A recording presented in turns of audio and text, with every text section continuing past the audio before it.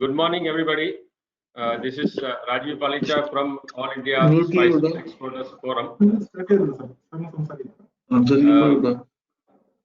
Thank you, everybody, for joining our webinar on quality, challenges, and opportunities in seed spices. We have a very impressive lineup of panelists today, and I'm sure everybody will benefit from their expert views, and rest all of us will benefit from the questions posted by each one of the attendee of this webinar. We will be following the pattern of muting everybody throughout the webinar. Only the panelist who is speaking, the mic of the panelist will be live, so that we get the undivided attention of the panelist while he is speaking. And attendees who have questions are requested to post their queries on the chat box, and relevant questions from the chat box will be posted on to the panelists who can give their expert views. We will now be showing you the agenda for the day on the screen.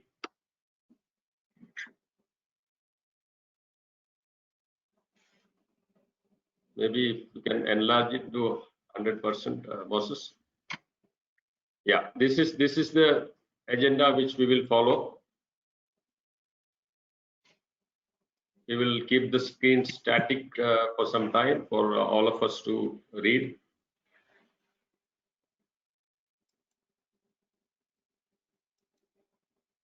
So this has a carefully chosen agenda, wherein not only any prevailing issues can be highlighted.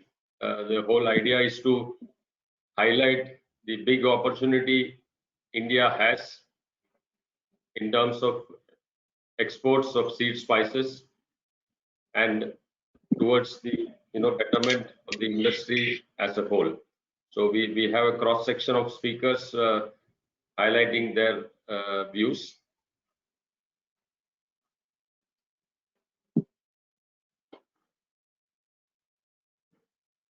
And now I will go into the official duty of welcoming each and every person to this webinar. May I start with welcoming Sri D. Satyan, IFS, Secretary, Spices Board of India. And we have Dr. Ramashri, who will be joining us from the Spices Board again. Then we have Sri Philip Kurula, who is the convener for NSSP, which is again an initiative of WSO and AISEF together. Then we have Girish Bhai joining us from Mumbai, who is the chairman for Indian Spice and Foodstuff Exporters Association. Then we have Sri Mitesh Bhai joining in from Urja, who is the chairman for Federation of Indian Spice Stakeholders. Then we have Anish Jain joining in again from Gujarat. Then we have Bhavik Desai from Jayanti Herbs and Spices joining in from Bangalore. And in the end, we will have Dr. Gopal Lal, speaking for a few minutes, highlighting the seed spices situation from Rajasthan. So, thank you once again, the eminent panelists, and most importantly, welcome each and every attendee to this webinar organized by All India Spices Exporters Forum. May I request Bhavik Desai to start his presentation.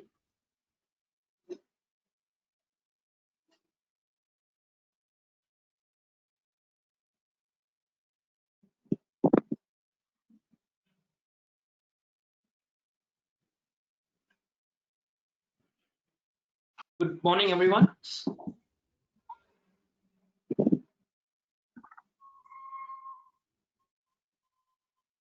Moses, can you share my presentation? I, Pavik Desai from Jayanti Herbs and Spice, would like to welcome all participants to this webinar and opportunity on challenges in seed spices market. Today, I will be briefly speaking about demand and supply outlook for seed spice and India's position in the global market. The data collated is basically pure on internal research and trade estimates and may vary over time with challenges in climate and market conditions. India is the leading exporter of seed spices, consumer, and a producer. Immense potential of increasing its global market share if it is prepared to meet the quality challenges. Next.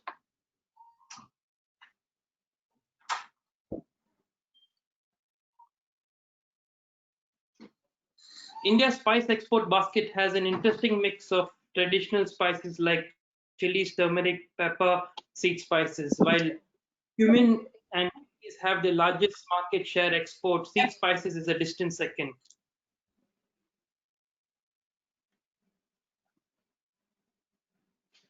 Next. Cumin occupies the most important share of the seed spice market. Coriander, fennel, and fenugreek are the other important seed spices mainly used in blends. Our presentation is focused on these four important seed spices from the bulk basket of the export. Moving on to specifically talking about cumin. Yeah, so the major producers are India, Syria, Iran, and Turkey. India is the world's largest producer of cumin seeds, contributing about 88% of the total production. Other countries faced with internal conflicts and wars have not been able to increase production in the recent years. However, as stability returns to these regions, we may see competition coming in from origins with naturally pesticide-free cumin.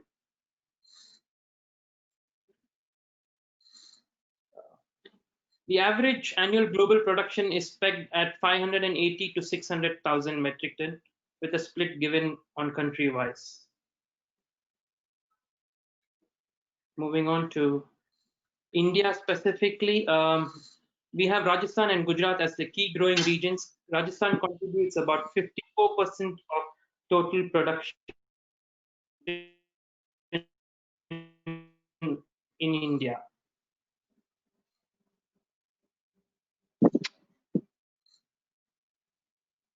Moving on to the next slide.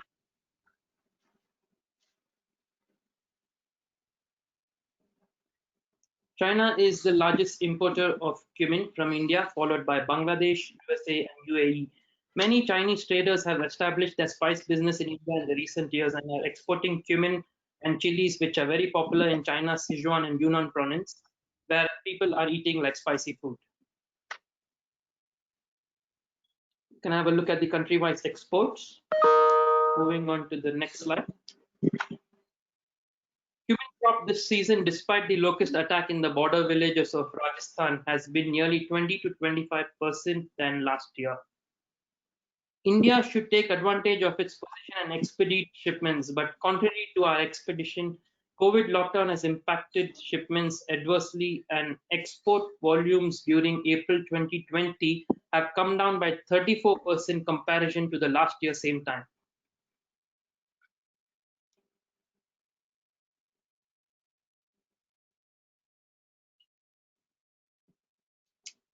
So coming on to the coriander seed,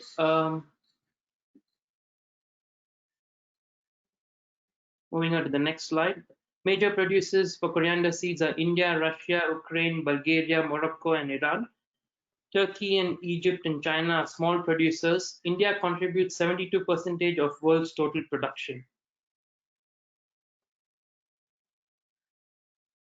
Average annual production of coriander is 500 to 600,000 metric ton, with a split wise given on each country on the presentation.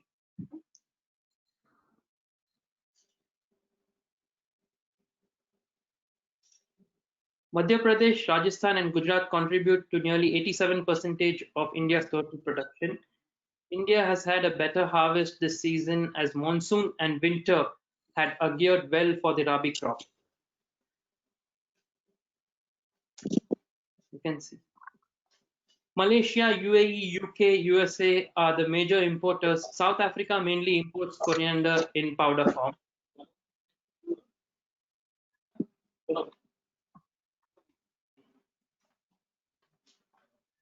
We are still positive and hope the higher crop number should translate into higher exports and bring more forex to the exchequer. 2019 and 20 crop is better than 2018 due to conducive sowing conditions for the winter crop.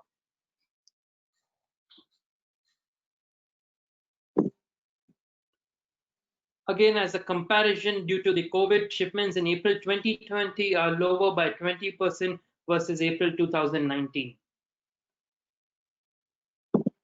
Avik, Moving on to can the you next go slow? crop. Avik, can you go a little slow? Sure, Yeah. sure.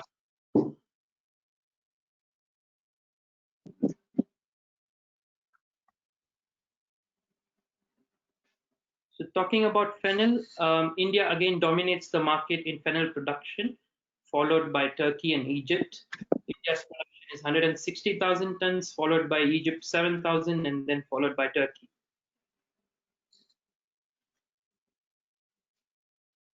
Gujarat is the largest fennel producing state in India. Rajasthan and Madhya Pradesh are important contributors to the total production.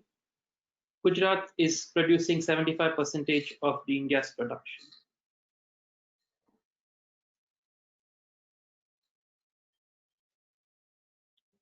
India's production has improved again due to conducive weather in the growing regions prevailed during growing season. 2017-18 was 103,000, followed by 150,000, and the projected volume this year is 160,000 tons.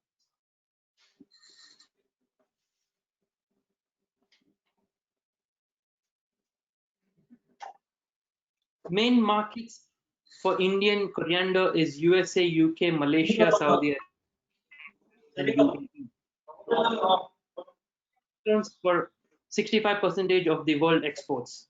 Production depends on weather, price levels, and incidence of pest attacks. Excessive rain during flower period can destroy the entire crop.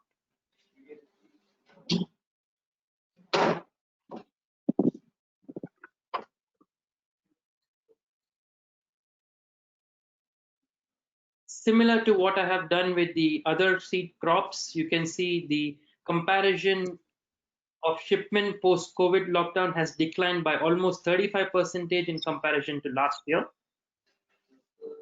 and 45% in the corresponding value.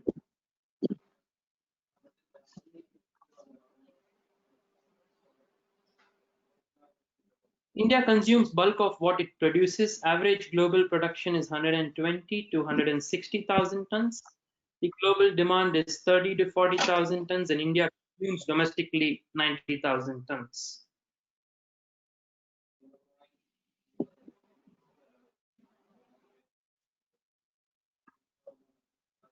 Moving on to the final seed crop on the agenda, fenugreek. It grows best in areas with moderate or low rainfall, cooler but not extreme temperatures.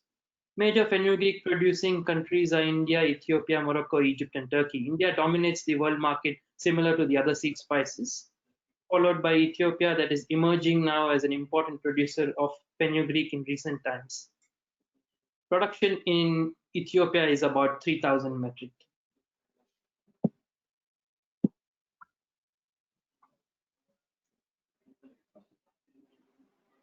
Rajasthan, Gujarat, and Madhya Pradesh contribute to more than 85% of fenugreek production in the country.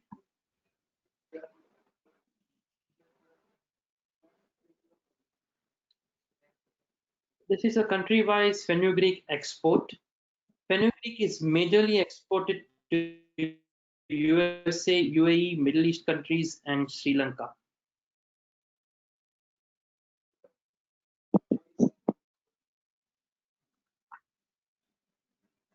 Fenugreek shipments in comparison to the last year, April 2019, have dropped by 10% due to the COVID situation that has impacted and hampered the spice business.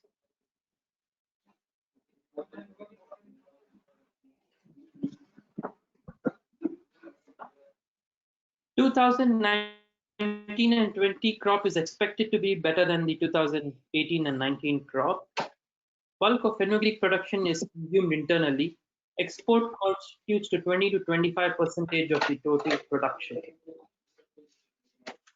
You can see the export basket of the Indian fenugreek with 93% wheat, 6% in form of powder, and 1% in oils and oleoresin.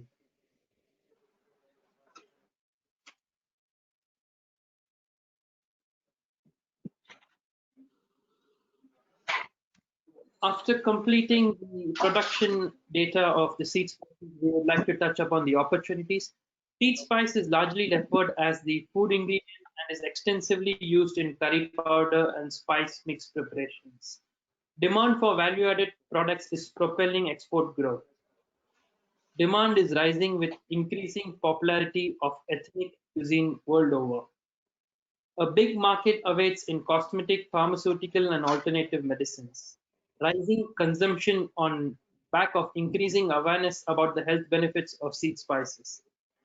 The western region, the seed spice bowl of India, have the potential of meeting world demand provided food safety is ensured.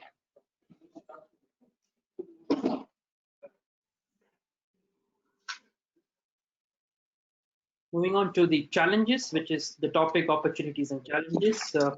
Increasing productivity to optimize cost, meet food safety and stringent quality norms of importing countries, to control use of harmful pesticides at farm level for producing pesticide compliant material as required for the export market, educating farmers on good agriculture practices, increase awareness among farmers to meet stringent export quality norms in the absence of active government support, threat of losing market share to other quality conscious countries that adopt modern farming techniques and guarantee pesticide residue free material, constantly innovate to increase export of value added products, increase farm income while meeting all quality parameters.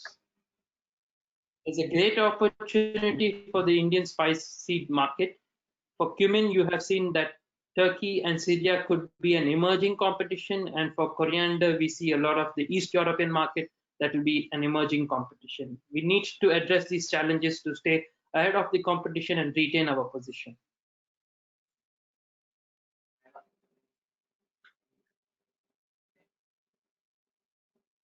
So, measures for sustaining growth. Moving on to the next slide. Indian exporters have started moving forward to unleash the underlying market potential through backward farming linkages for ensuring sustainable production. Good agriculture practices and improved seed variety have helped increase farm yield. Farmer awareness program conducted by exporters have helped produce pesticide compliant material, reducing environmental pollutants and the process. Government interventions should be provided for higher incentives for providing export of value-added products. Currently, no distinction is being made between value-added products and conventional products, whereas a product like tea, value-added exports receive higher incentives.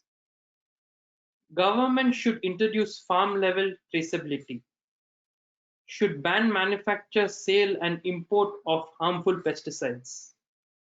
Incentives reduced usage of chemical fertilizers and pesticides. Promote traditional way of farming, like the Andhra government has introduced zero budget natural farming, and also encouraging farmers to go to organic farming by providing incentives. This brings me to the end of my presentation. Thank you very much. In case I have gone a little bit fast on the slides, I will be happy to share the statistics and you can feel free to reach out to me.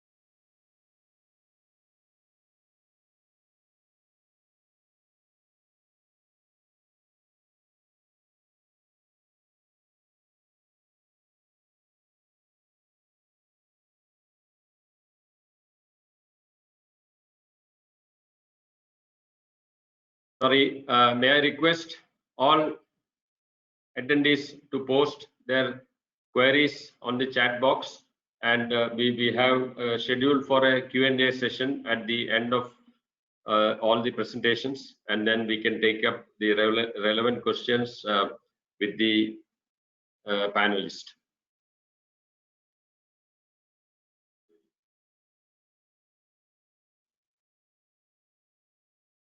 So we'd like to go into the next presentation. May I request Mr. Anish Jain, Managing Director, Gram Unnati Foundation, to present his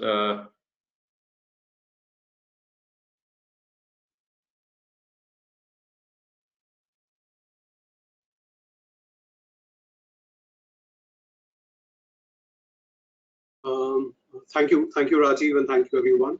A warm welcome to everyone. Moses, can you share the presentation, please? Thank you. Next, please.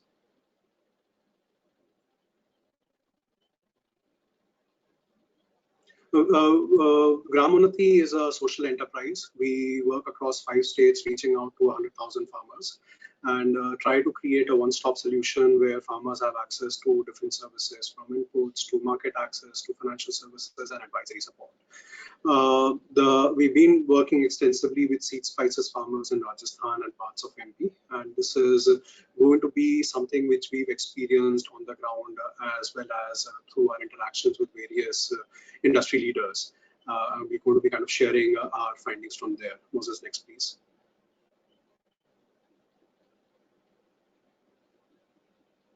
Next. When you look at the challenges in seed spice cultivation, especially for the international market, there are 3 major issues which are being seen at a producer level, which then get transferred to the exporter level. The first is the productivity and the quality of the produce itself.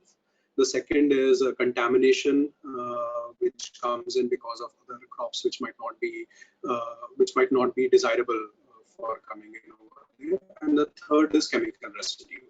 And all 3 of them have to be tackled at the farm front itself. There is very little work which can be done once the produce comes into a processor's plant where they can kind of do anything around it. In terms of productivity and quality, there are 2 major issues which most seed spices farmers have been facing. The first one is some extreme weather conditions, be it sudden rains or heavy rains or the lack of it. Extreme cold conditions, which happened a few times this year around. At times going as in temperatures going below sub-zero. Anish, can you go a little slow okay. on the explanations? Sure. Thank you. Sure. In terms of productivity, in terms of productivity and quality, the 2 of them go hand in hand. The one major issue is around whether, as in call it climate change or just weather phenomena. A lot of it is actually driven by climate change, where you have sudden heat waves coming in during the winter years, which did not happen this year, but the last year winters were generally on the hotter side during some times. This year the winters have been extremely cold, where temperatures actually went below 0 in some places, and that destroyed the crop. There is also instances of pest attack. Locust is something which we are experiencing right now, but the seed spice growers have experienced locust attacks during the months of February and March itself, when the crop was at its peak of maturity, and you had locust attacks kind of destroying large tracts of seed spice cultivation, seed spice farms in states of Gujarat and Rajasthan. So these are very real issues which the farmer is facing in terms of productivity and quality. In terms of contamination, this is mostly in terms of other crops which are grown either at the time when your seed spices are growing, or which were grown in the same fields before these seed spices were taken, and which might be contaminants in the sense they might be allergens, or they might be causing allergies to consumers. So it could be wheat, which is not suitable for people who have a gluten intolerance. It could be groundnuts, it could be mustard, it could be sesame. All of these are crops which are generally grown in those areas where farmers in Gujarat and Madhya Pradesh grow a sesame or groundnut or soybean before Kharif season, and they grow mustard and having either of those uh, before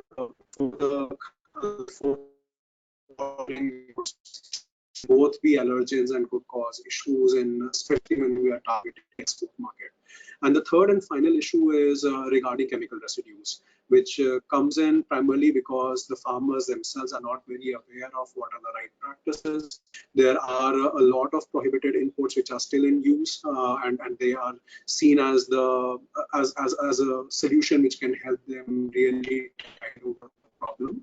And the final problem is most of the sale in our country, especially in terms of agrochemicals, still happens on credit. And a farmer is pretty much dependent at times on the product which is being offered to him by the input dealer, and has very little say in terms of what products are being actually used by them. All three of them combined create are in a way pulling back the Indian spices industry from really going over the export market, and create a niche for ourselves as well as create value for everyone involved in this ecosystem. Moses, next please. So there are four possible solutions which we would like to suggest, which can be probably incorporated in the production practices to see how our production becomes better, as in the productivity improves, the quality improves, and we become more and more compliant with what is required by the export markets. The first is, can we explore the adoption of climate compatible agricultural practices? This is not a term which has been coined by us. A lot of scientists have been using this term. It's not climate resilient if you're not fighting climate, but you are trying to adapt yourself to whatever the climatic conditions are like. So if we predict or if we think that there are going to be heavy rains, can we create drainage channels? If we predict that it's going to be there's going to be a kind of a heat wave, can we do certain solutions which protect the crop during those situations? Can we kind of figure out ways in which we can keep the crops irrigated? The second one is creating advanced warning systems, and some of those already exist. The IMD, the Indian Meteorological Department, already has a 3 to 5 day prediction in terms of what weather conditions are going to be like, and they can be they are generally generated at a pretty granular level. The pest attacks is also something which is reasonably predictive. The swarm of locusts flowing is something which can is being followed, and one has a good idea of where they are going to land next. A similar situation is also happening in crops like maize, where there's an issue of a pest called the fall armyworm. So all of these are, once you start tracking the movement of these pests, or you start tracking the climate changes or weather phenomena at a larger scale, there are agencies which have the understanding and requisite know-how now to in a way predict where certain weather and conditions are going to happen, whether events are going to happen, or movement of certain pests might be happening, or there might be occurrence of a certain disease in a certain area. The third one is, and which I think is the most important, one cannot be looking at seed spices in a silo. One has to look at the entire production cycle, also the year-round cycle of crop production for every particular farmer who's engaged in seed spices. So we can't just be engaging with them when they are growing sesame, as in when they are growing cumin, or when they are growing coriander. We have to start engaging with them for the Kharif crop to ensure that they are following they are taking the right precautions from day zero, and not just before the seed spices season actually starts for the farmer. So it's important that one starts working with them to guide them in terms of what crops should be grown, how and what crops should be avoided, to ensure that our spices are compatible with the requirements of the international market. And finally, we've got to kind of create a comprehensive package and offer it to a farmer. It cannot just be a buy-sell relationship. It cannot just be an advisory-based relationship, or just a relationship where you're doing input sales. You've got to bring all of these different aspects on the same platform. and then create a comprehensive package where you offer to farmers the advisory support. You give them some guidance in terms of what crops to do, what crops to not grow, what are the right kind of varieties which should be sown. Make sure that you're guiding them in terms of what inputs have to be used, and as well as making sure that those inputs are available to farmers at the right time. Things like extreme weather conditions or sudden pest attacks, you need to be prepared, as in we need to be prepared for it before they actually happen. So if there is going to be a locust attack, we need to make sure that the farmers are aware of what has to be done. If there is a warning which is issued and farmers have been asked to spray pesticides, they should be using the right kind of pesticide which doesn't leave the residue. One needs to also be aware of what is allowed by the government, what is allowed by the countries which will be importing some of these spices, and what is really available. So one has to kind of make sure that the entire system end to end is streamlined and is working together to create value for the farmer, for the industry, for the final consumers, and both in the domestic as well as in the international markets. While we're talking more about international markets, some of these rules are going to be equally important for the country as food safety and testing becomes more and more stringent going forward. Next, please, Moses. This is the approach which we follow. We ensure that we are working with farmers year round.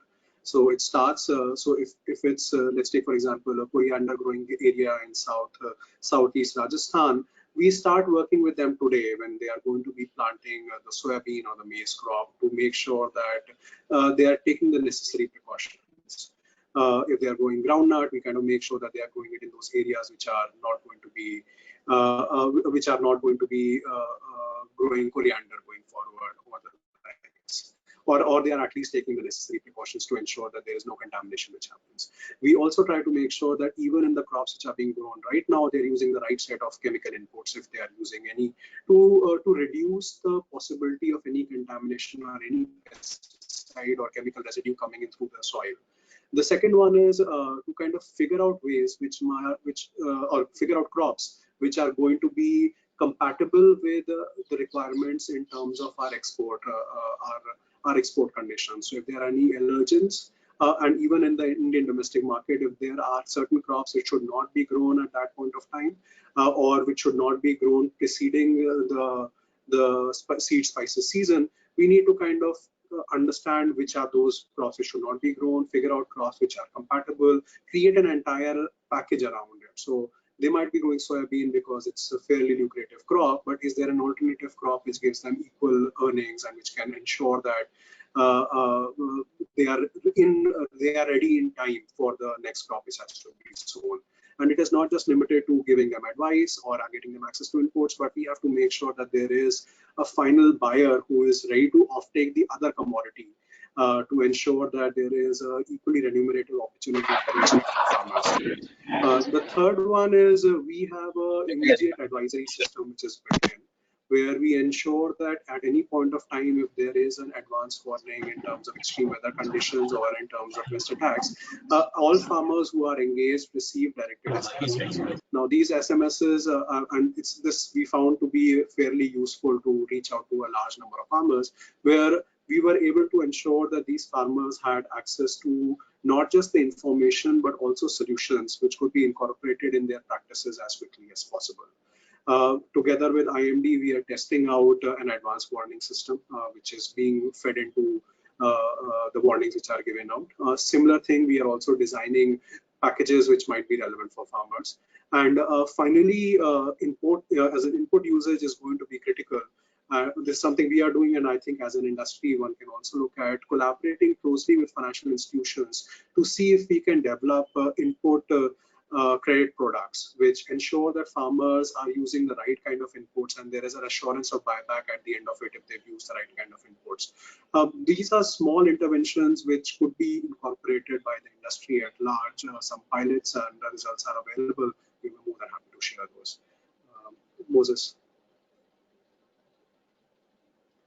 That's about it. Thank you so much.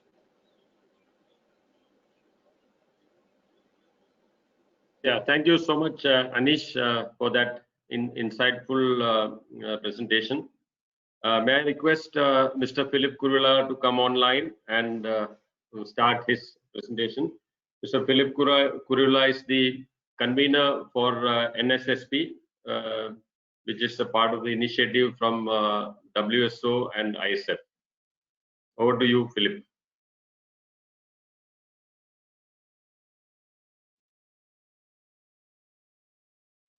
Hello, can you hear me? Yeah, now we can hear you. Okay, good morning, everyone. Thank you for the organizers giving me a chance to speak on a very novel idea of NSSP. I'll quickly, Moses, my slides, please.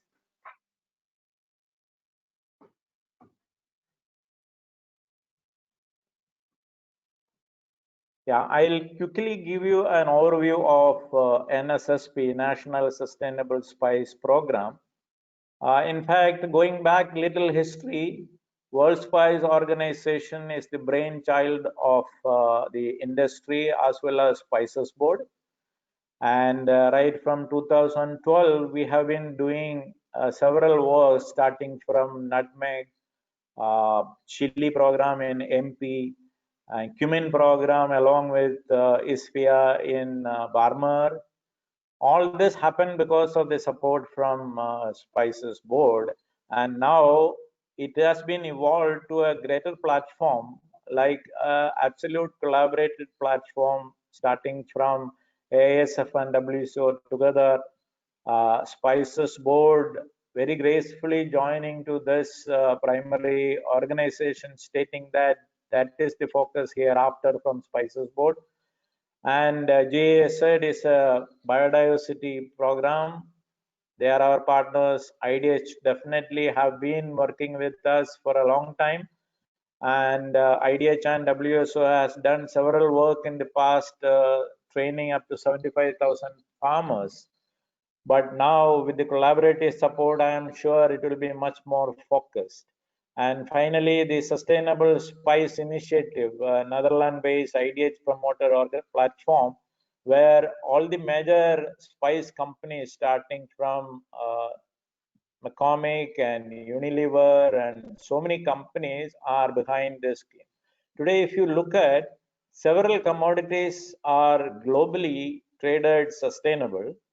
That includes coffee, tea, and cotton, produce sustainable, and we need to build same kind of trend in spices is the work of NSSP. Spices Board has officially launched the National Sustainable Spice Program at Kochi in February by the Minister of State for Commerce, Mr. Som Prakash. And we also have conducted several launch programs in Hyderabad, Sidhpur, Madikeri, Gundur, etc. And we have a very good welcome to this program. Now, Moses, next slide. Now, today, everywhere, COVID. And since each of us are impacted or touched on our as a life problem, each of us are talking too big about COVID. In fact, in my personal term, this is not a controversy, but 0.1% of the global people are affected, but it is not so seen because it's a big problem and economy is nosediving. But my question to everyone in this forum is, are we not bothered about the recent past and the current issue of the flood, and especially the locust attacked 5 months ago and currently attacking the field? So these are all the present challenges in the world, and historian will very well talk that every time there will be these challenges, we'll have to face it, we'll have to find solve problem. Next slide. Moses, next slide. So what is our biggest problem today? First of all, let us understand safety and security. We talk too much about food safety, but not really security. So the small difference what sustainability can bring is this all together will have to work. To me, safety and security are two sides of the same coin. We'll have to give best priority to the security more than safety. Because in this the recent past, I have heard only Dr. Gopal Lal speaking about security aspect and nobody else. Everyone is curious to talk about the safety. When you don't have enough money to buy food, where is the safety coming? It is the security. So it is the social security that we will have to give priority. If you look at the pesticide spraying man, where is he covered himself? He is not using any protective measures. He just uses the spraying, looking at somewhere else and spoiling the environment. Where is the environment security? And at the same time, I strongly agree that safety and security has to go hand in hand. Too much of usage definitely leads to safety. At the same time, no usage will leads to security issues. If you look at the other chart, you can see the growth from 92 to 2016, how the pesticides industry has grown. And this is a indiscriminate use of pesticides. So what we need all to work together is a discriminate use and measurable quantity of pesticides to be used so that both safety and security is addressed. Next slide. Moses, next slide. I'll explain further on safety. Safety is just state of being safe, which is essential part of it. Security is freedom from danger. That is vital. So are we addressing the vital part of our living? Today, if you look at 800 million people globally are living below poverty with $1.9 per day, and 1.3 billion people are uh, suffering poverty due to multidimensional problem, and 20 million children every year is born malnutrition. So all these things we need to keep in mind. We address the challenges is my view. And the second thing, if the world is drying up, the global warming situation is everywhere very loudly heard. And you know, the 70% of the globe is covered with water, but only 3% available for human consumption. So are we addressing to that? So all these security issues along with safety, we need to address very extensively. If you look at the third slide, deforestation, this is causing a severe problem on flood and soil erosion. So that need to be addressed, and definitely the water scarcity. Linus next, Moses next. Similarly, the biodiversity issue. When we live in this world, please understand the earth size is limited. And as the population grows in 2050 to 9 billion, we'll have to definitely expand, but not at the cost of our animals and insects and the worms. Today, you look at the worms, nowhere we can see the worm, which has to protect the soil healthy, which is not seen. Are we thinking of this? So this is the plan of sustainable initiative, what we are planning. Next. Moses. So thinking of all this global crisis, leave alone COVID, United Nations, when I say United Nations, 194 countries have together joined.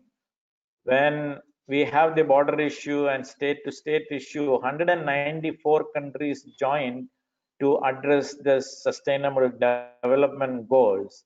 And if you start with number one, it is hunger, and it goes on like that and goes up to the gender equality, climate change, water problem, soil problem, everything is covered. And finally, the 17th is the partnership. The partnership only will make, recently I heard our Mr. Satyan talking to the industry. He is there to support if you are partnered. Don't come to him for the immediate problem and try to solve. That is why Spices Board is supporting for the industry initiative of going together on sustainable initiative and working together, collaborate so that the large problem and persistent problem can be addressed together. Next. Moses, next. So coming back to the vision, we have very ambitious vision, and without a roadmap, without a goal, nothing can be achieved. So our goal and vision is 25% of spices grown in India to be brought under sustainable and biodiversity compliant by 2025. We all know this is a very big target. So what we did here is we have selected 5 major spices starting from chili, cumin, coriander, turmeric, and pepper. That covers 80% of our problem, right from pesticides or supply or overall export. 80% of the problems are from this 20% of the spices. So we address only the 80% and work on selected area. Like we started from Unja, we started in Andhra, we started in Telangana and Madikeri, and now 15th of June we are conducting a webinar. We were planning to go physically, but unfortunately we can't go, but we are not backing up. We are having a webinar for the Northeast program, and that is what we are going to do next. And what do we achieve out of this? What is the solution? Next. The action plan for NSSP is a team of stakeholders. Now, as the government is giving focus to FPOs, we are starting dialogue with the aggregators. Like we need several of Anish Jain in India to start the work on directly interlinking with the farmer and with the market. And we want retailers, processors, and exporters together with government agencies like Spices Board to start this work. And our implementation field level intervention will commence simultaneously next month. And next one is the capacity building. We all know what is FPO. FPOs are initiated by NABARD and the government, but unless we handhold and we give them strength, they cannot work in isolation. We'll have to support them. Are we ready for that? NSSP's job is to support them. And another great job is the GAP, Good Agriculture Practice. And we have associated with INGAP, the Quality Council of India, and developed program on various control measures on the agriculture. And Spices Board again came forward to work and invest money with INGAP to developing this good agriculture practices, and then establish Indian MRL. So far we are talking about the pesticide residue, but within India do we have a residue level, which is only very few, and that we like to establish before we go to the other market. So training to farmers is another way forward, and finally create a market access, which is very behind by us, all of us. And we like to bring retailers, and we like to, whoever is listening me today, please sign the NSSP and see that at least 5% or 10% of the produce are bought from the sustainable program area. Therefore, we are committed to this NSSP program, like along with the SDG goals, we are also committed to meet this. Next. Finally, I am ending with this with one request, that be a partner individually, collectively, and from your organization, be a partner to support this novel initiative. Thank you all. Yeah, thank you so much, Philip, for your insights. May I request Girish Bhai Brahmbhatt from ISPIA Mumbai to come online. Girish Bhai. Yeah, thank you, Rajiv Bhai. Good morning, everyone. I'm myself Girish Brahmbhatt. I represent and founder of Sterling Exports Incorporate, and I'm chairing Indian Spice and Foodstuff Exporters Association based in Mumbai. Girish Bhai, your video is not viewable, so maybe you'll have to enable the video. I can see my face clearly. Something is but wrong with we your. can't see you. Okay, share webcam. One sec. Yeah. Okay, now is okay. Yeah, now we can see you. Okay, Thank you. Thank you. Friends, we are facing a challenge like never before. We are experiencing a pandemic which has severely affected most of the businesses. While it is necessary to combat pandemic, it is equally important to revive businesses and save the economy. Given that this current situation is new for all of us, we are trying our best to cope up with it. All the services and providers and government officers related to our industry have put it in a lot of efforts to maintain the supply chain. To emphasize, recently, 6 customs officers in Mumbai, JNPT and airport were tested COVID-19 positive. We thank all of such brave officers and service providers who are putting their lives at risk to keep the gear of our Indian economy moving. With this in mind, it is also important to realize that all the stakeholders of our industry have to come together to find solutions for the current problems we are facing in our trade. The most pressing problem is the labor shortage that we are facing. This has impacted production and logistics as well. There is an acute shortage of heavy vehicles drivers, because of which transportation of raw material and finished goods had become uncertain. I suggest that we should appeal to the state government to allow city and state bus drivers, those who are right now at their place without working because no movements of people, and so I suggest, even I have suggested to Transport Minister Mr. Nitin Gadkari ji also, that if they can make some arrangement with these drivers with port authority, and if they can provide some drivers, so we can at least can arrange the movement of containers. Secondly, to help the movement of commercial cargo by truck and containers. This will help us address the shortage, and the drivers can earn extra income during these bad times.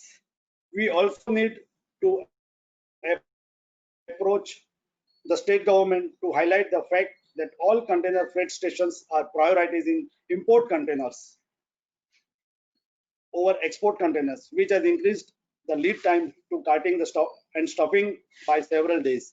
Because right now, import containers movements, they are giving priority, while exports, they are keep us in a queue. So I request all the port authorities and CFS to look at the exports consignment also. Likewise, the uncertainty of courier services nowadays has significantly impacted our trade.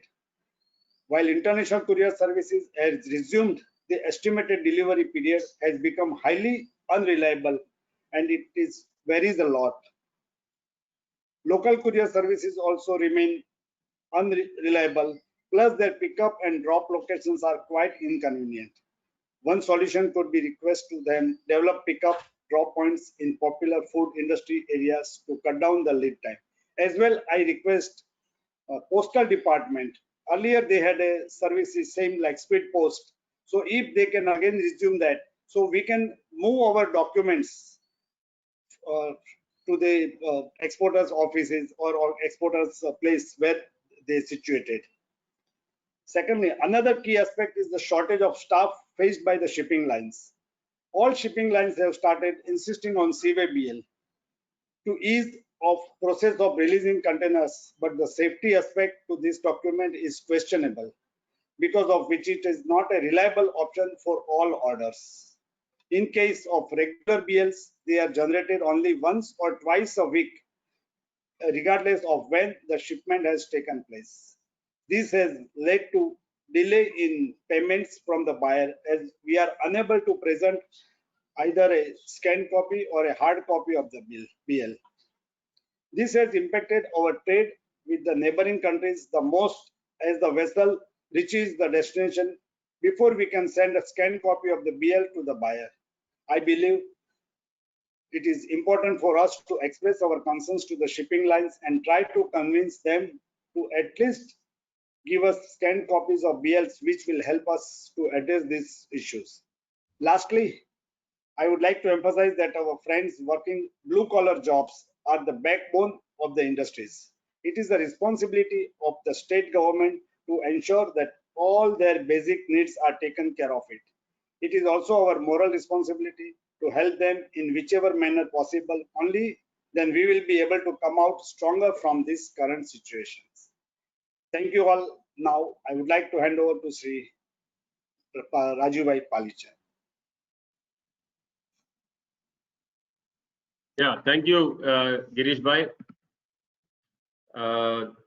May I request Mitesh Bhai, Mitesh Patel from Federation of Indian Spice Stakeholders to come online. Our next speaker, Mitesh Bhai.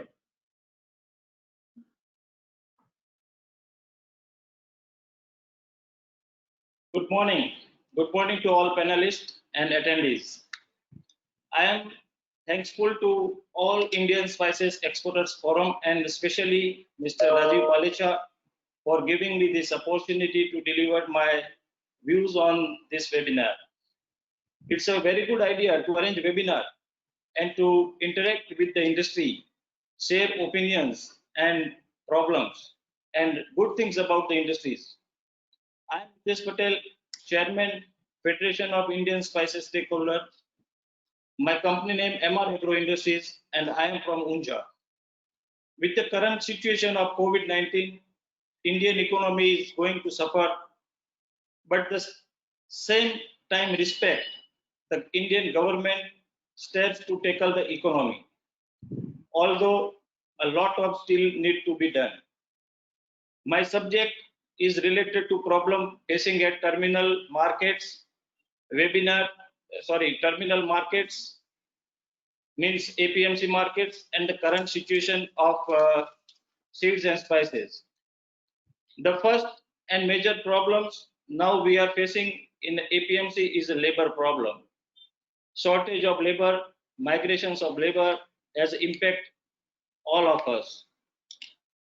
Our factories are working with 25% capacity. Labor costing is almost near about 100% high. In such a situation, surviving become very difficult.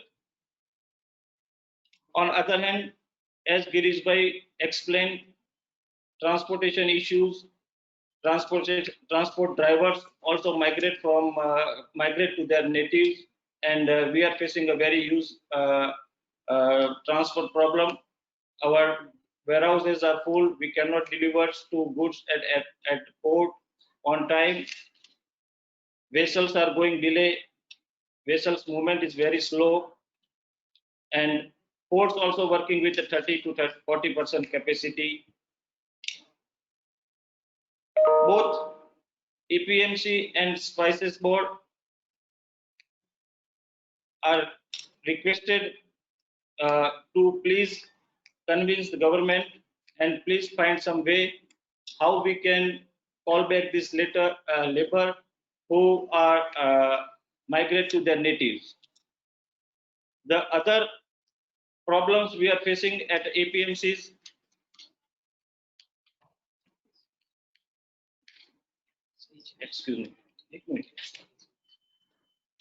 both in Unja APMC, we have requested our APMC chairman for some suggestions to improve our quality, like pesticide, IPM, organic, for to arrange a testing facility in Unja, as well as to separate warehouse facility in Unja, so anyone can online check the availability of IPM cumin and organic cumin at Unja. and anyone can purchase it online. For storage, we also requested our APMC Unja chairman to build a cold storage in Unja premises with a minimum rental. Here, I request to the Spices Board, a spice park near to Unja was planned by Spice Board, but somehow the project did not take off. We can once again look into the project and get it started. Exporters are need to push for it. Due to COVID-19, the industries is suffering direct or indirect burden like heavy labor cost, high transportation rate, working capital blockage. With this forum, I requested Spices Board to please draw your attention to increase the MEIS 2%, which was withdrawn after December 2019. Now we discuss on the current demand and supply of seeds market. This year, cumin, fennel, coriander crop are very good. In some area for a cumin crop damaged in the March due to rain and locust problems. Right now, demand for a cumin is good coming from China, Bangladesh, and Gulf countries. Expecting in the future, demand should be less comparing to last year in a cumin seed. Due to COVID-19, we are also expecting that local Indian demand for a cumin seed should be reduced by 10 to 15% for a current year. On international crop, Syria and Turkey crop harvesting started now. Offers from Syria and Turkey started now. Crop is looking very good, and prices are coming down in Syria and Turkey. Thanks a lot. Thank you. Have a good day. Bye. Take care.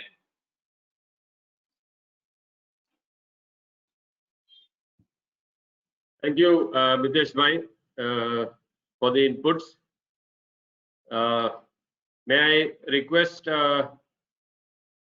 Dr. Ramashri to come online? Dr. Ramashri, Director, Research and Development, Spices Board, Ministry of Commerce. Over to you, ma'am.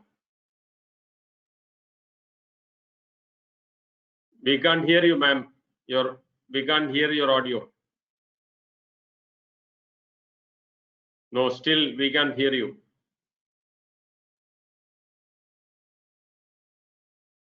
No, not yet. Hello. Hello. Yeah, now we can hear you. Yes, Thank we can hear you. Yeah. Due to some technical problems, I couldn't make my connection, direct connection with you. So I am using Satyan sir's connection. And first of all, I would like to thank AISEF for this initiative, and especially Colonel Derek and Rajiv Palicha for constant contact with the Spices Board for making this webinar a fruitful one. And before coming to this slide, I would like to share few aspects that we are all know that world is currently going through a difficult time due to COVID-19 pandemic, which has resulted in a almost complete shutdown of all the activities across the globe. And this has implicated the several difficulties among people, and it is most affected in the field level people, that means farmers. And farmers now they are facing so many problems, that constant challenges for managing their cultural operation and input to raise their crop. So to do so, they need the right advice and easy access to such information.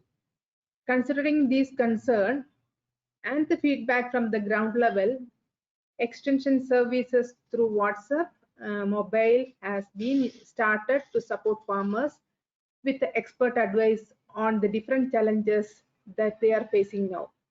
Based on this program, it was realized that the extension messages will be needed on much greater level to each spice crop and the problem affecting farmers in the particular area. Board's team is working on different spice sectors. That means from Northeast to Kerala. They are tackling different problems which is facing by different spice farmers. And board's team on this spice-wise program in India via online consultation, online system, they are interacting with farmers. And we have developed the SOPs for especially for cardamom and other crop in consultation with MOA. MOA has already developed for other crops, and for cardamom, board has already developed and vetted by the government authority, and it is disseminating to the farmers for initiating their field operation. So like all these things, we are somehow managing the needs of the farmers. And board is also trying to implement various schemes from government sector and advisory services to make the farmers to get a comprehensive price for their crop through a regulatory farming method and cultivation. That is, this can be achieved only by cultivating the clean crop that have been demanded in the market, and it will lead the farmer to fetch more prices, and thereby it will be useful for the exporters also.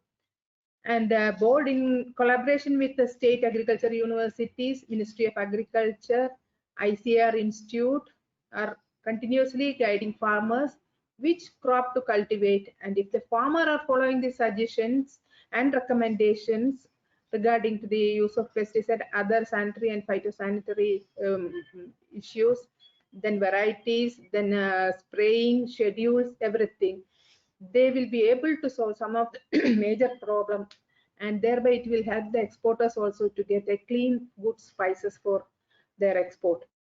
And you may be knowing that a wide variety of soil conditions, moderate rainfall, weather condition, and for farmers are good professional skill coupled with a proactive government. If utilized properly, farmers in each state would be able to produce very competitive product. That means farming community in the world. And you know that agriculture is the major activity in Indian life. The future of agriculture should be promising also. The Indian spice farmers and exporters should earn profit by selling quality produce in the world market in the coming days. And board, in collaboration with other line department, proposed to conduct quality improvement training program implementing IPM and GAP on cultivation and the regulatory methods.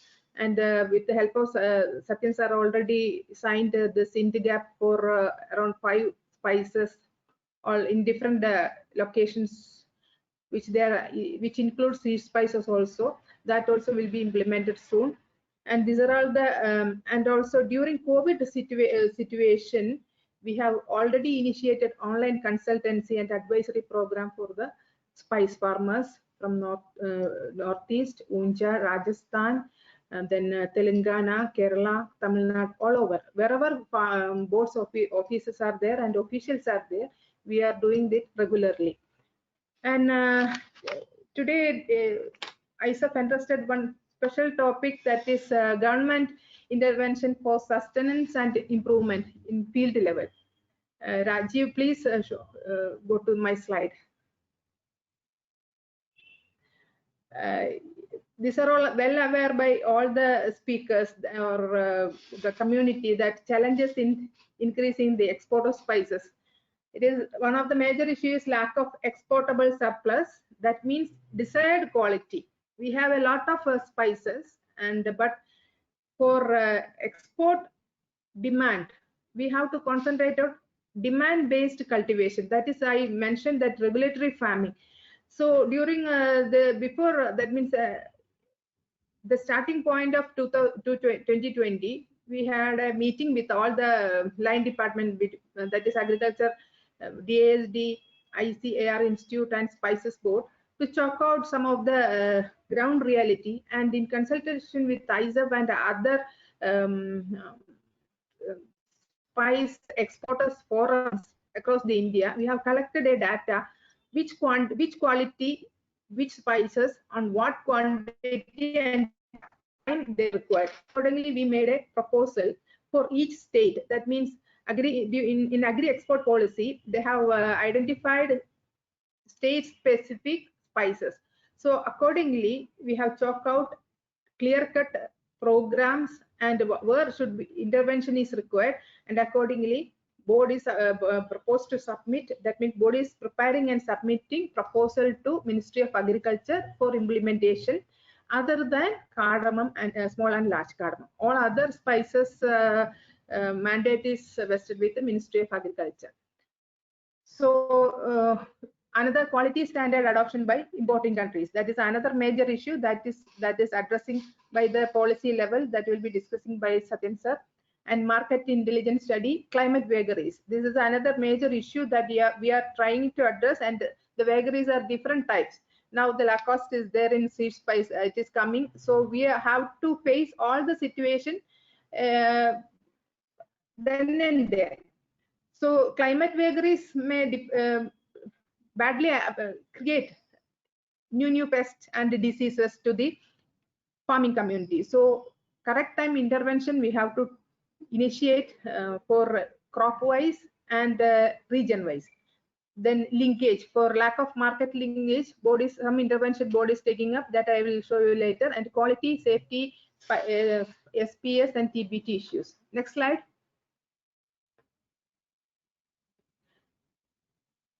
That is intervention by Spices Board. That is Spices Board has constituted a task force committee for trade information and marketing intelligence to identify the challenges in production, post-harvest, sanitary and phytosanitary issues, technical barrier of trade, to collect, analyze, and disseminate trade information to promote export and conventional and non-conventional spices.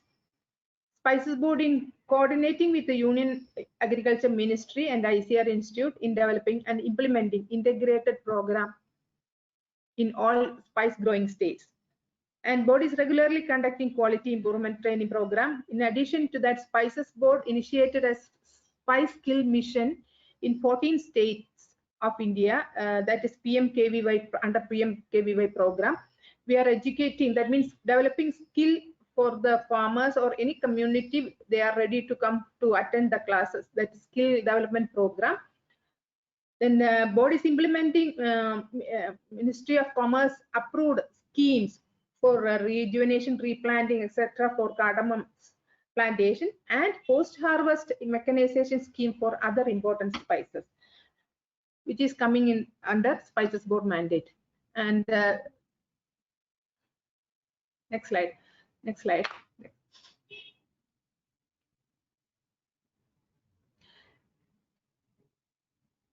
These are some of the intervention chalked out with the Ministry of Agriculture to implement in different spice growing state. That is planting material production, that is export oriented varieties and varieties suitable for value addition. Accordingly, the line department, responsible department, are trying to build up the seed material which is required for the farmers. Then area expansion, which include adoption of good GAP through cluster and traceability mechanism, promotion of IPM and integrated nutrient management, organic farming, sustainable agriculture with biodiversity conservation, farm mechanization, post-harvest mechanization and processing. Then traceability. If we are going through this, we can easily implement the traceability system also in spices. Then storage facility and packaging, market linkage, capacity building and skill development, quality and technology upgradation and export promotion, and formation of FPO in spice sector. These are the major headings of intervention we are proposed to Ministry of Agriculture, and in collaboration with the state and central government will be able to implement the integrated schemes for spices. Then other intervention, this agri-export policy focusing on cluster development, that means farmers, producer organization, that is infrastructure and logistic, promotion value addition export, promoting value added organic export, marketing promoting through GI, branding India, promoting R&D initiative for new product development, establishing, maintaining supply chain for domestic and export market, establishing strong quality regimes, skill development, and also greater involvement by the state government and in agri-export policies. Then major strategies are policy measure, infrastructure and logistic support, holistic approach to boost export, sustainable involvement of state in the agri-export is very important. Then operational, that is focus on cluster. Then promotion in value addition, establishment of storage quality regimes, marketing and promotion of brand India, attractive private investment in production and processing, research and development, strengthening the value chain and traceability. These are the activities in agri-export policies. And the Spices Board is conducting spice, that means buyer-seller meet, a platform to establish direct market linkage between producer group and exporters, processors and institutional buyers for better price realization to the growers, and also it will help the exporter to avoid the middleman and to make a buyback arrangement or backward integration, whatever it is required. Then board is also doing the mandatory sampling and testing of spices in the state-of-art quality laboratories, and it is also testing the intrinsic quality of the various spices from different agroclimatic condition zones and farmer samples to find out the superior lines for further multiplication and thereby attracting traders and supporters. These are the regular work we are doing from the farmers samples. Then recently we have launched the plant protection code for small and large cardamom. Like this can be replicated. That means for each spices, the concerned authority. For rather than cardamom, a Ministry of Agriculture is doing that one. So this plant protection code will be, board will recommend the Ministry of Agriculture to produce plant protection codes for other spices also. Then STDF, that means Standards and Trade Development Facility of WHO and Food Agriculture Organization. It is mainly for strengthening the value chain in India and improve the market access through capacity building, innovative intervention in collaboration with the FAO of the United Nations and STDF of WHO. And the project is focusing on production of exportable surplus of spices, especially cumin, fennel, coriander.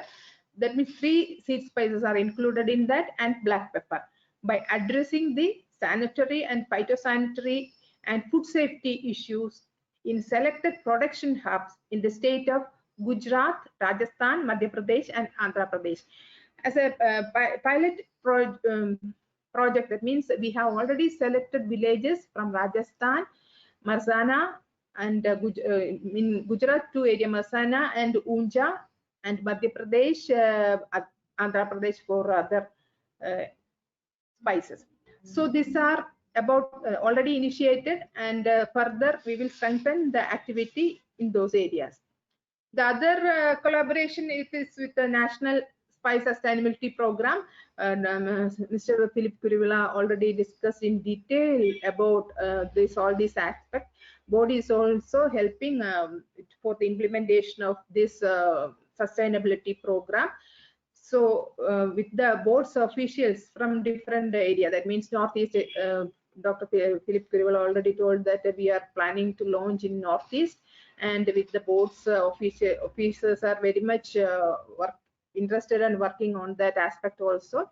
So together all, that means from your side, that means exporter side, this WSO side, board side and Ministry of Agriculture, together we can make a very good program throughout India to make spices fraternity and to get a better future during COVID season and also post-COVID season. Thank you for your patient hearing.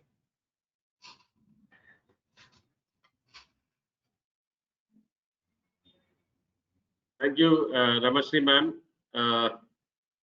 Before we go to Satyan sir, we will have Dr. Gopal Lal. Director NRCS to brief to have a small briefing to present his perspective. Can we have Dr. Gopal Lal online, please?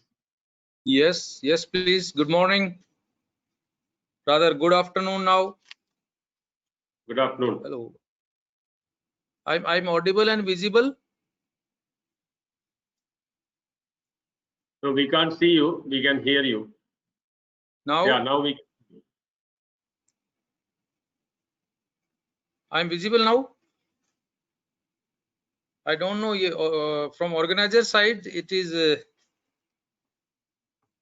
they are doing something. Share my webcam. Yes, please.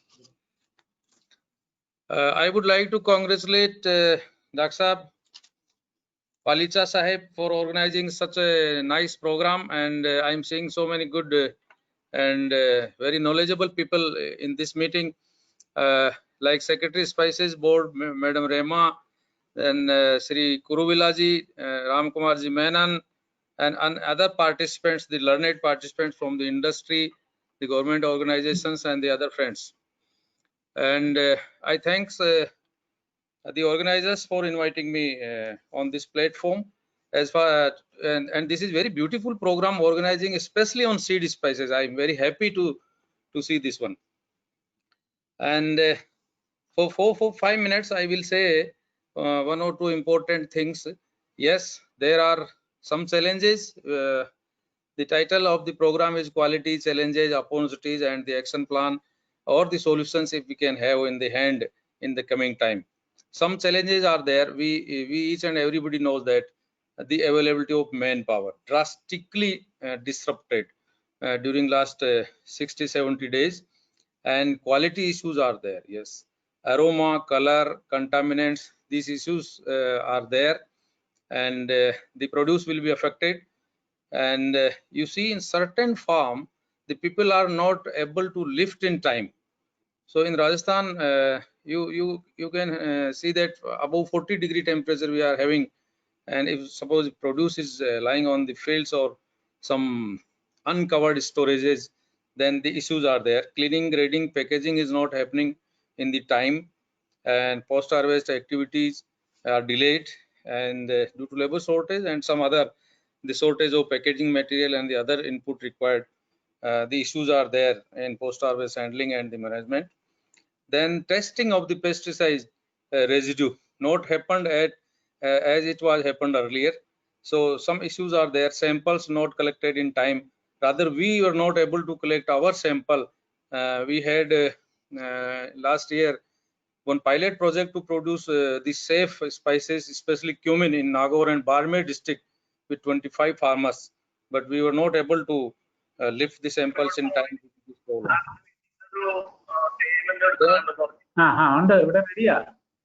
The procurement disruption due to closure of APMCs and the regulated markets were not properly in that. Disruption in procurement was also recorded drastically, and survival of the smaller companies, it was also discussed in last one meeting, and even survival of the smaller and marginal farmers due to this, and landless farmers, especially the landless laborers. It is very important, this one challenge, and the problem of cross contamination. So,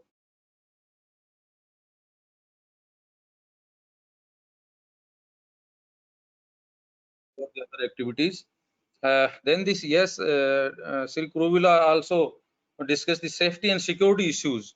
Both the challenges are there in front of us, and supply chain economic disruption we recorded.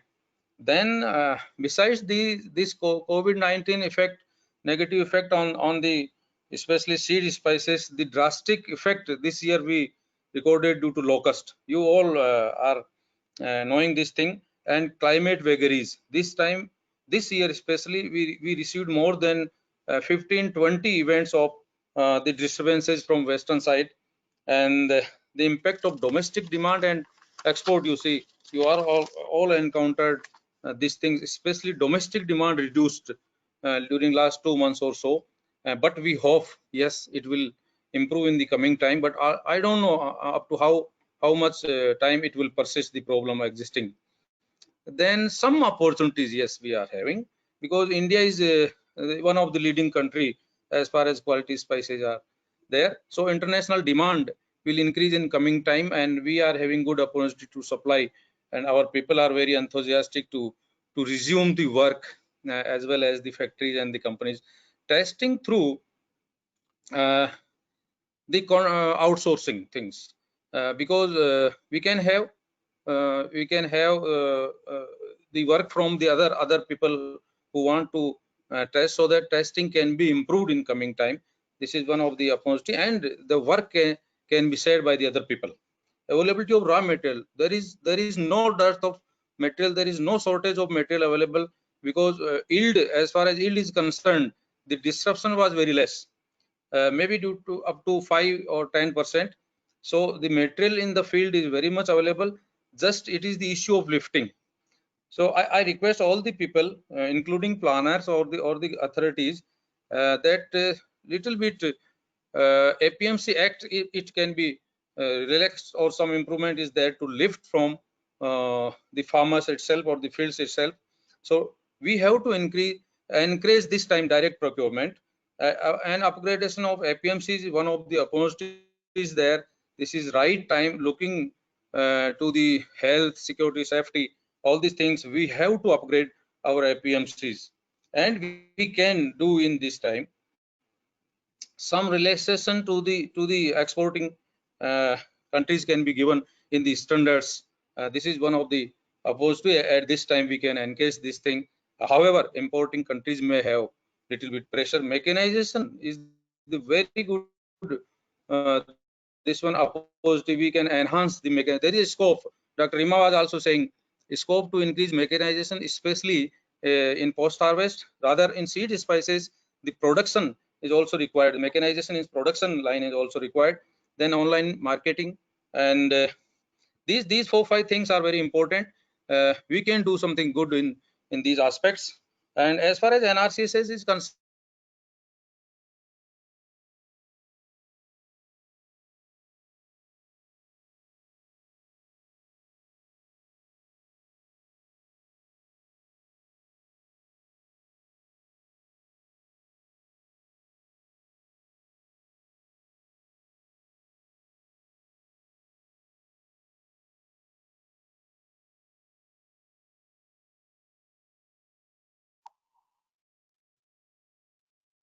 We can't hear you, Dr. Lal.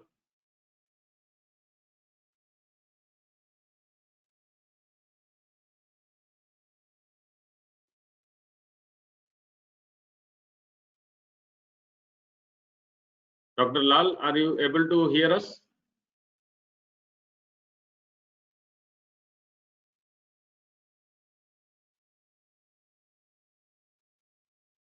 I think the connection is lost with Dr. Lal. We'll try to re-establish for his closing remarks.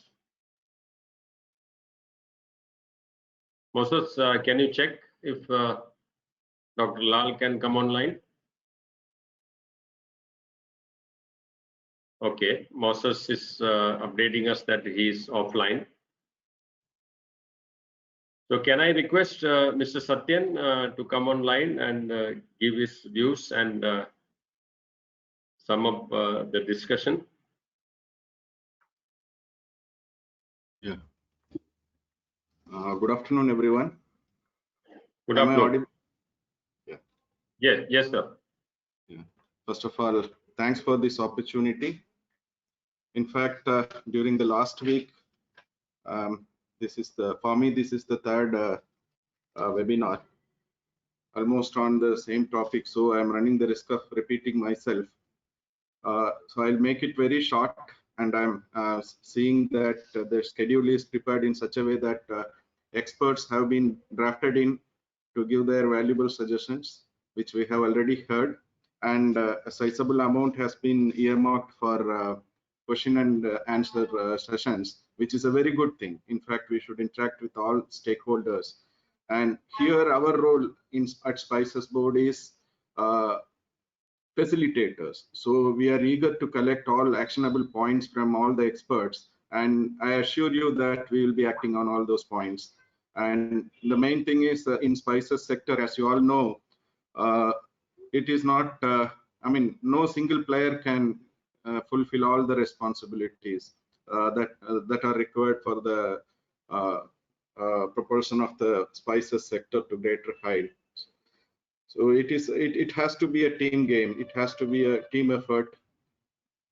We all know about the segmented mandate. Spices Board has a mandate for export promotion and control of quality of spices in exports. Like that production aspect, the mandate is different. So we all have to work together, and farmers and industry, they are at the forefront of pushing this sector towards greater progress. So with this background, I just propose to touch down only 2-3 points, and rather we can go into the interactive session after that. One is, we all know that this year we have crossed the export milestone of $3 billion US dollars. That is the total spices exports during 2019-20 as per our provisional figures. And in that, if we see the contribution of seed spices, we are not sure about the final figure, so I will quote here only the 2018-19 figure. The contribution of seed spices in our spices total exports stood at 29% in terms of quantity and 20% in terms of value. So it is a sizable segment. So in that regard, I would like to congratulate AISEF and WSO for organizing this webinar, specifically focusing on an important subset of spices sector, which is seed spices. And we all know that there has been increased demand for spices. In fact, when we had an interaction with the importers of Japan, they were specifically worried about having seed spices imported from India in sizable quantities, and they were asking us whether we can assure uninterrupted supply. And during our interactions, with the help of some of the exporters from our country, we assured them that despite COVID, we have been continuing our exports to Japan. For example, during that meeting, we conveyed to them that more than 1,000 tons of cumin got exported during the months of, say, February, March and April. So this got them convinced. So maybe this is the same thing to be done with all our importers. So the exporters need to be in constant touch with all our importers to assure them that we are capable of satisfying their needs. So that is one aspect. And India has got a huge opportunity here to meet the global demand for spices.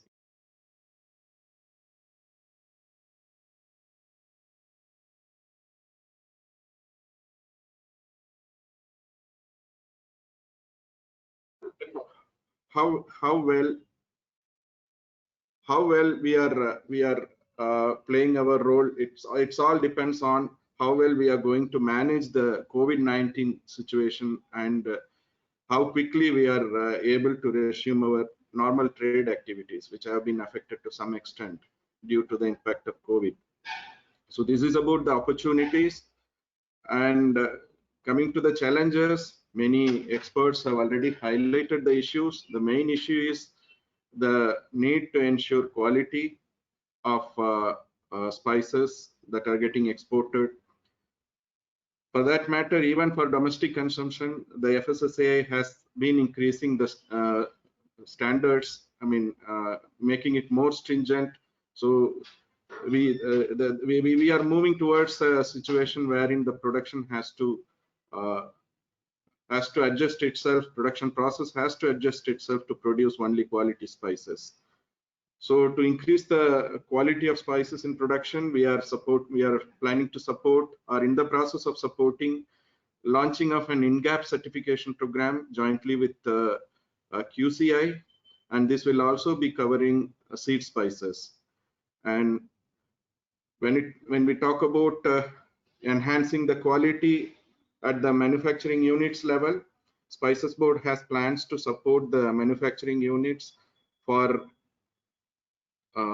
in their adoption of various quality certification programs, because all the importers have started looking for these kind of certifications, and then based on these things they have started deciding to place they have started making their trade decisions to place their orders for imports. Talking about quality issues, Ramashri ma'am has already talked about the Spices Board's participation in STDF program, that is WHO funded program, which is through which we are planning to address SPS issues, and also we are aiming to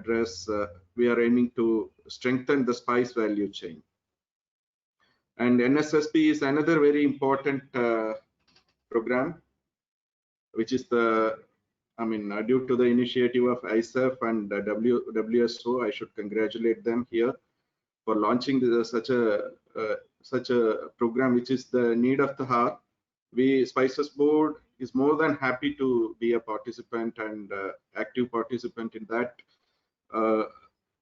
In fact, we need more such programs. So I would like to appeal to all the spices associations and industrial units to have such programs. We are happy to partner in all such programs and provide our provide whatever assistance that can be expected from Spices Board.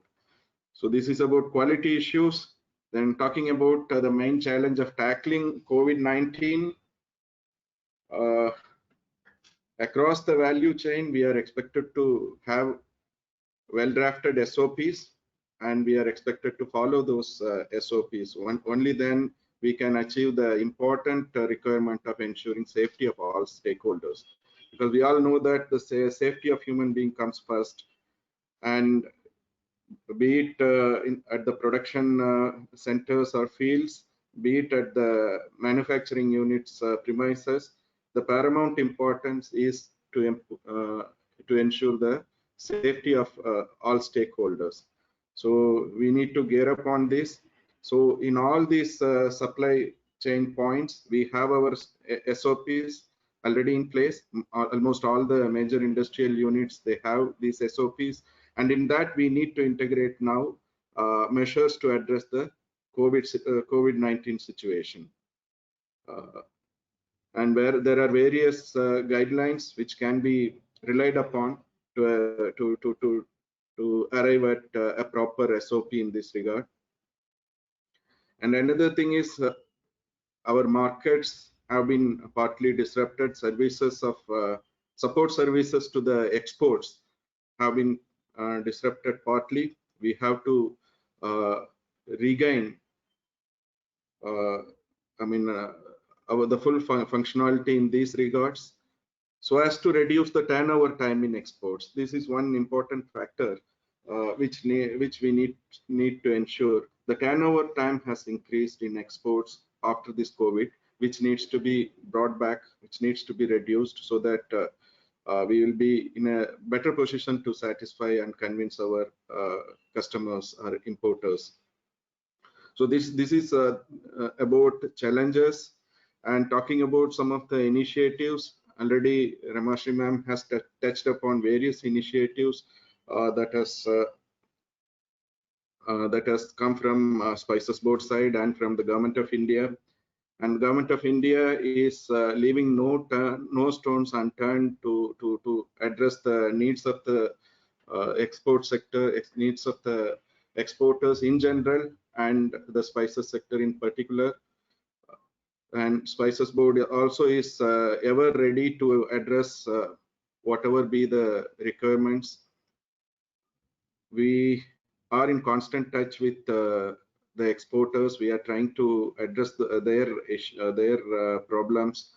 And here I would like to emphasize the need for supporting the FPOs under the agriculture export policy, if we properly orient if we create more FPOs and properly orient them and properly support them, I think we can address so many problems in one go, be it quality issues and be it aggregation and be it export promotion. All these things can become a lot easier if FPOs can be properly constituted, trained, and activated. So this is one important area in this initiative. I think the industry also is expected to chip in to support the FPOs. Maybe a kind of contractual farming arrangement can be worked out, and I mean, overall, by the hand holding and by the coordinated efforts of all the stakeholders together, we can ensure a steady and uninterrupted supply of quality spices to the world. And regarding rapid testing kits, Spices Board is planning to collect information from various say exporters association and industries about the availability of rapid testing kits for various spices, and we would like to supply these kind of kits at the mandi level, so that farmers can go for a preliminary assessment of the quality of product they are supplying to the mandis and can earn a better price. So in this regard, I would like to request all of you to share with us on details on availability of various rapid testing kits which have been tested and which are being used to the satisfaction of yourself, so that we can take it to the use of farmers. And we have already formed a task force for we have already formed a task force for trade and market intelligence, wherein we have brought in representations from various spices exporters and associations. And other than that, we are planning to have a task force on seed spices, especially very soon, having representation from all the important stakeholders in that. So I think these are some of the things which are coming to my mind to share with you right now. I think seed spices is, as I've already mentioned, it's contributing about 20% value in exports. So it is an important subsector for us, and we should focus on this and try to do everything to ensure the quality in production and to improve to increase the exports further. So with this, I would like to stop here. I would like to thank Mr. Rajiv Palicha and his colleagues at AISEF and the WSO for giving us the opportunity to be here with everyone, and maybe we can have further interactions over the interactive session here, Mark. Thank you. Thank you.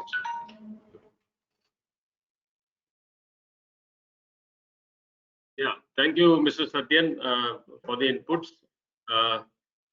Now we would like to take some of the important questions posted by the attendees. May I request all panelists, mics to be enabled, so that we can start the Q&A. I will pick up the relevant questions, and the experts of the respective fields can please answer those questions. Couple of people or more than 2 people have asked if the PPTs can be shared with all the attendees. I think that should not be a problem, but we will check with the individual panelists, if there is any harm in sharing those PPTs with the attendees. And we have the email IDs of the attendees, and then we can send it over to you.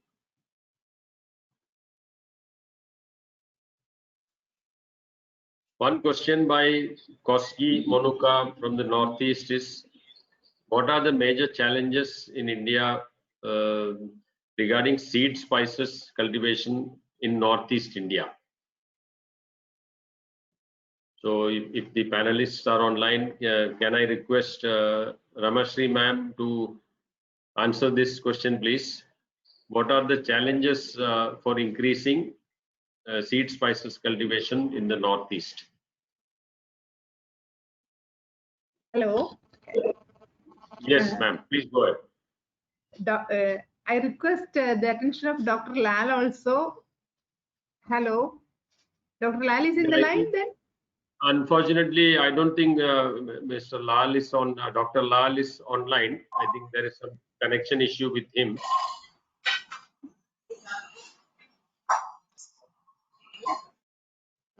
Hello. Actually, the seed spice are mainly growing in Rajasthan, Gujarat, Madhya Pradesh, and that area. So the climate which is required for the seed spice are very ideal to that area. And I think through All India Coordinated Research on Spices, they might have trialed this Swiss spice in Northeast. And because of this adaptability of seed spice in Northeast condition, that means climatic condition, that is the major reason it is not growing in a profitable manner in that area. So for more detail, you can contact through my mail ID, or I will give you the details through mail in consultation with Dr. Lal from Director NRC Seed Spices, and how much trial they have done in Northeast. The data will be available with the coordinated research on seed spices, NRC Seed Spice Ajmer. So we will get back to you through mail. Okay. Okay, madam. Thank you. Thank you for the clarification. Another question is from Prashobh. Prashobh is asking what will be the impact of locust attack on various seed spices, mainly coriander. So I mean, Prashobh means that if the coriander is still to be harvested, or if it is harvested and stored in the fields, will that be a easy prey for the locust? So I think from the technical side, again, this pertains to Dr. Lal. Unfortunately, he is not online. I think Prashab, to answer that, we will have to see what kind of stocks are still lying on the field, or not picked up from the field and moved to the safer storage. Is there anybody else from the panelists who would like to answer this?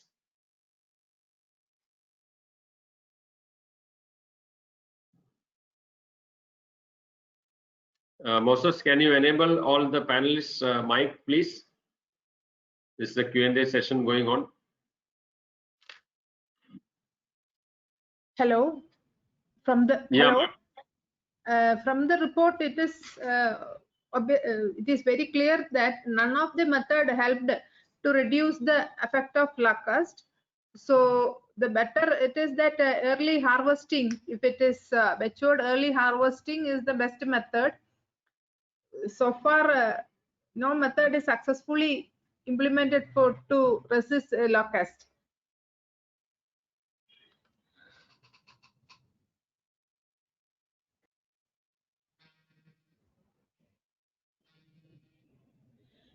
And a team from regional centers of Central Integrated Pest Management Center has started spraying some chemicals on crop and plant near that locust attack area. And it is also doubtful how much it will be effective to control that one. So better the early harvest without any delay. That is the best method to adopt. Okay, ma'am. Thanks for that. Can I go to the next question?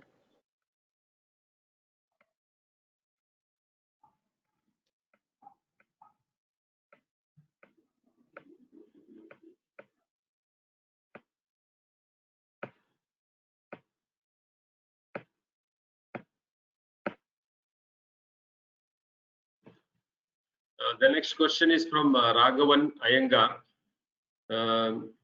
How do R&D based biological input companies associate with less residue spices? So if this question is posted by Mr. Raghavan Iyengar, is asking how does a R&D based company get associated with pesticides free crops? So is there something which as an input which can be controlled at the cultivation stage? I think that's his question. And how does a company like his get associated?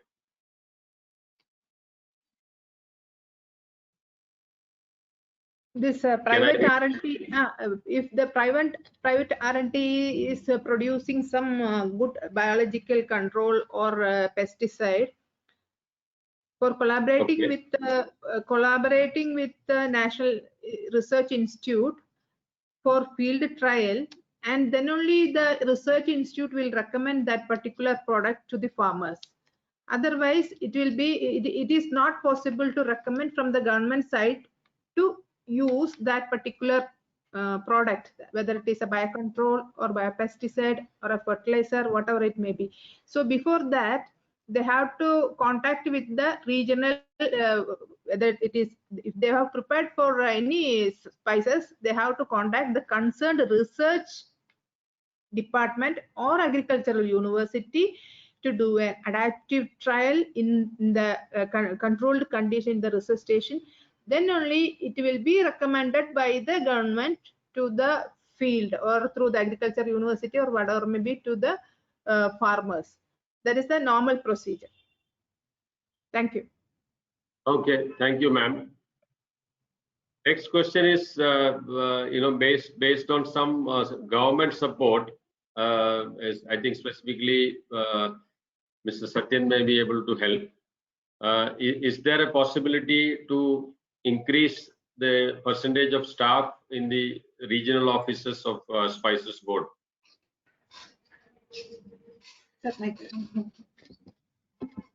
Yeah, we are also would like to have a better staff support, position. If I think this is a general question. Yeah, this is specifically pertaining to the Mumbai office, sir. This is posted by an exporter from Mumbai. Yeah. Thing is, the COVID situation has affected our staff, our office, functioning as well. I was told that the Mumbai office is in the red zone, and we also had a few incidences wherein some of our staff had some the initial symptoms. So all these things affected our services for a brief period. We are back again. We are not allowing COVID to affect our services to the exporters. We are back again, and we are ready to even if there is an eventuality, we are ready to shift the load of samples or to the nearest labs, which is Punjab or say Delhi. But the services will continue. And regarding, for that, right now maybe that is the input I can give. Okay, thank you, sir. Yeah, another attendee has posted, what will be the impact of locust attack overall? I think specifically related to the crops. Dr. Lal, are you online? No assessment. Dr. Gopal Lal, are you online? Are you able to hear me?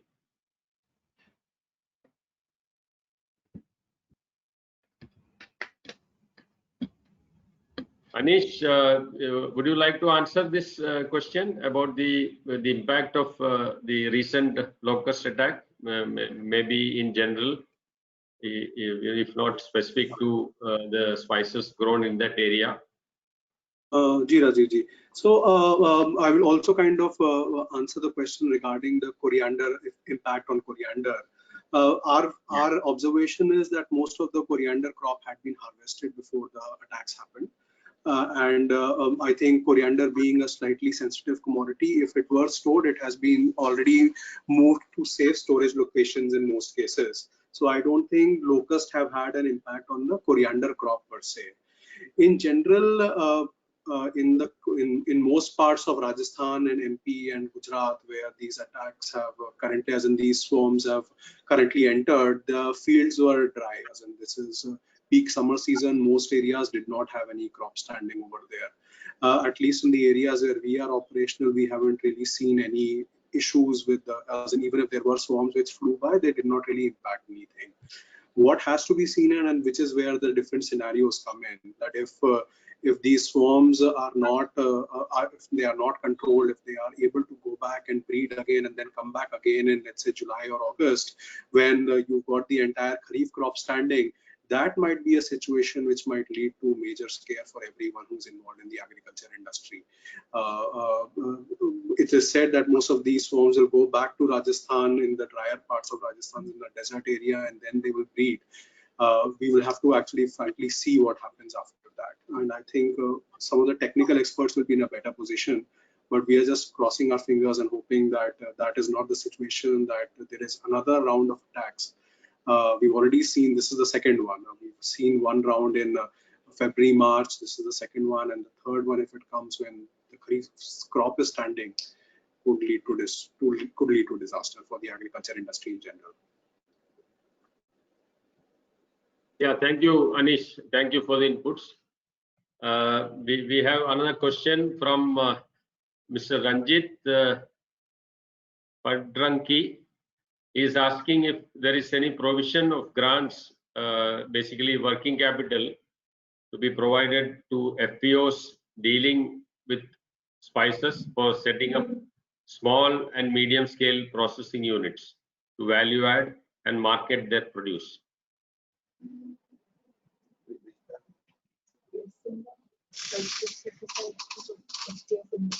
Yeah.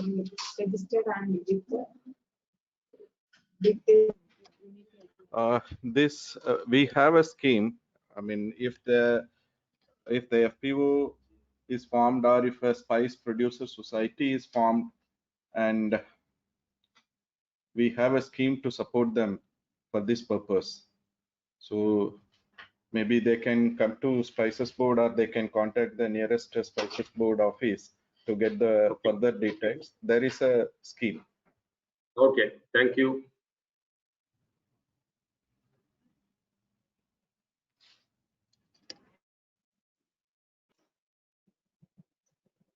The next question is from Mr. Vivek Sharma. He is commenting that this is about black cardamom.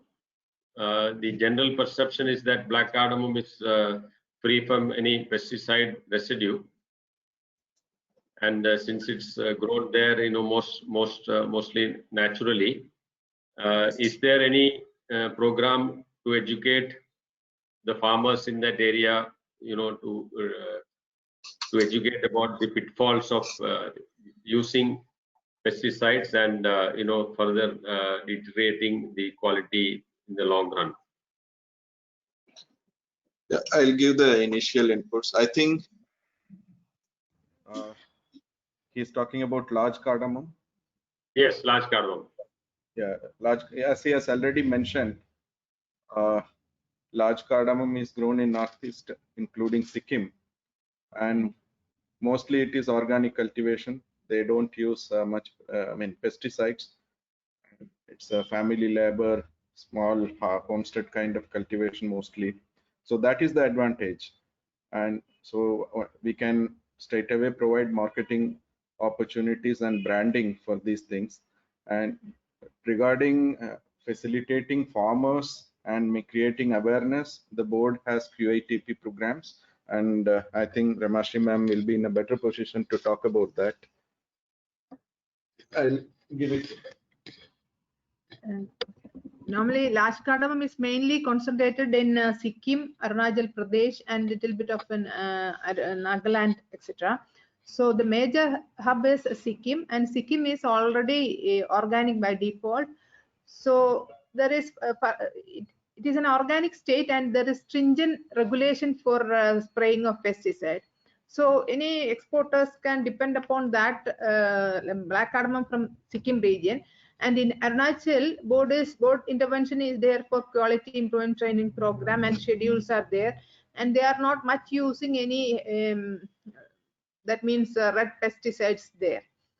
So board's intervention is there for reducing the pesticide, and also all the recommendation we are giving recommendation to the large cardamom farmers, because it is our mandate crop. Thank you. Okay, noted, ma'am. Thank you. This question is from Rosie Chaudhary. She is asking if there are any incentives for farmers to invest in sustainable practices, particularly in the current economic scenario.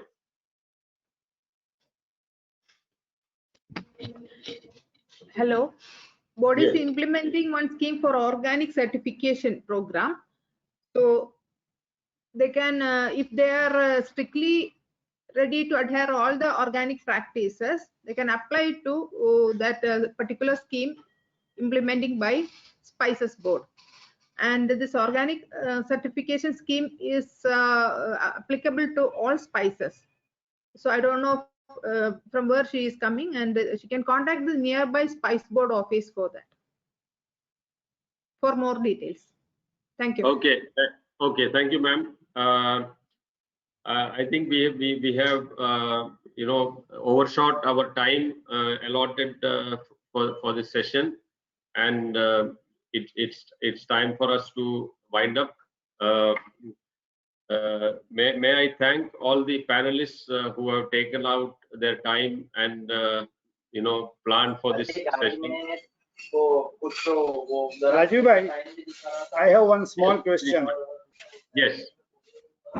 I request Spices Board, because my all members they are based in Mumbai and Navi Mumbai, and they are suffering a lot because they are not able to attend the office. So at least government Spices Board can take up the issue with the Ministry of Home Affairs or Commerce Ministry to get the permission for at least 30% staff who can attend the office, and they can sort out the problem of documentation.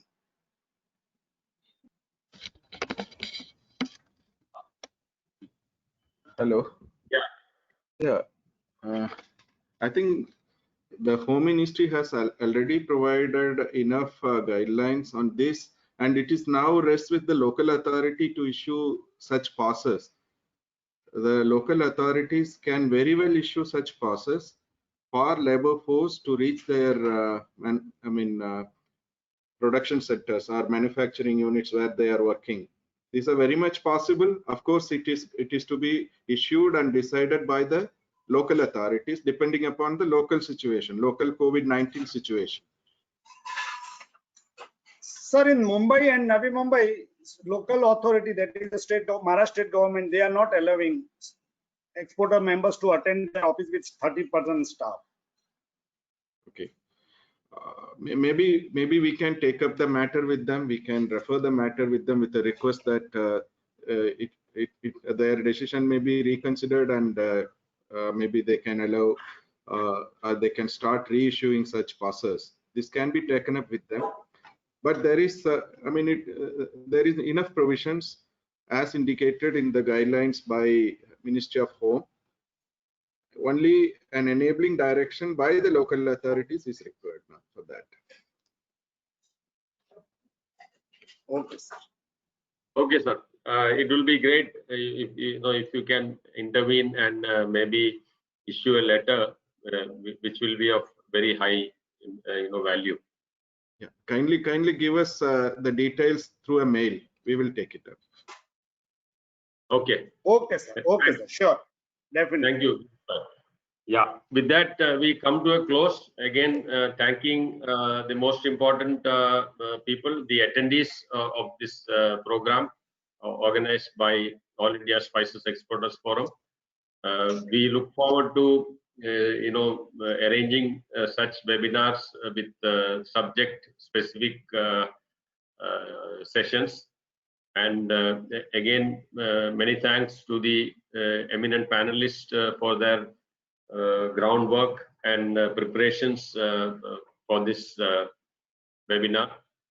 We look forward to interacting more with the spice trade and to be of value to all of us, to all the stakeholders. Thank you so much. Have a good day. Thank you. Thank Bye. you, Rajiv bhai. Thank you, Rajiv. Bye. Thank you, everyone.